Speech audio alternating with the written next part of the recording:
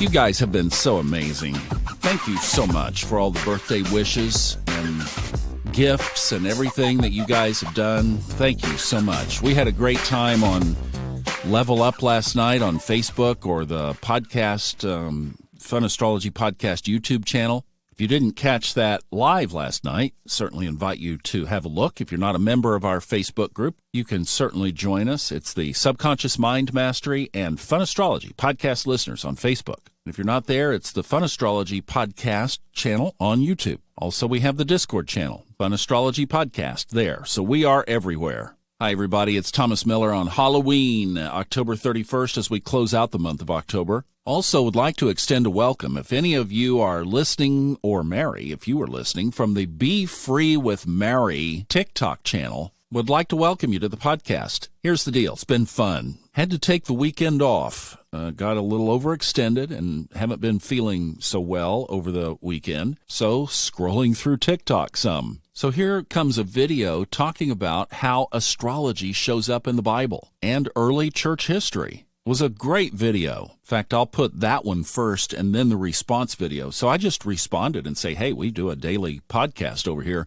Very Christian friendly. In fact, you guys know my favorite Bible verse, Psalm 19:1, the heavens declare the glories of God. Well, you'll have to watch the video to see what she did with that. This is somebody who totally gets the platform of TikTok. So if any of you are listening, Mary, you're listening, welcome aboard. We do. We welcome everybody. And this is a very non-threatening podcast that honors and respects the Christian belief system because that's what I came from. And just as you acknowledged in your great post, we take a look up in the sky and see what God has in store for us today and for this week. Now, the big thing that we were camping on last weekend happened yesterday, that, of course, being the Mars retrograde. Today, after a very quick 30-minute void of course, the moon moves into Aquarius at 11:42 a.m. Eastern Time. And this is kind of a catch-our-breath week, so if you have some questions, go to the funastrology.com website and leave them up at the top, that speak pipe up there. You can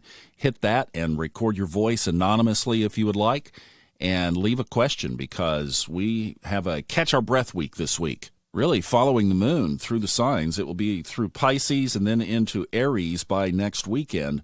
The other key date is next Saturday, the 5th. Two things that day. First of all, the sun will conjunct the south node of the moon, thus peaking the moon wobble. So we'll be in that last thrust of the moon wobble phase all of this week. And then the second thing is the Venus opposition to Uranus. How far apart are they right now? 7 degrees. So we will be in that opposition all week, definitely. That will be applying, waxing, building all week. Now, this is probably our theme for the week, actually, because as we are sitting under this energy of both the moon wobble and a Uranus aspect, we realize that strange things or unexpected things could happen. And here we are. I mean, here's the headline that I open up this morning from the Daily Mail that says that Brazil's veteran leftist, Luiz Lula da Silva, urged for peace and unity after being elected president on Sunday by a hair's breadth, beating his far-right rival in a down-to-the-wire poll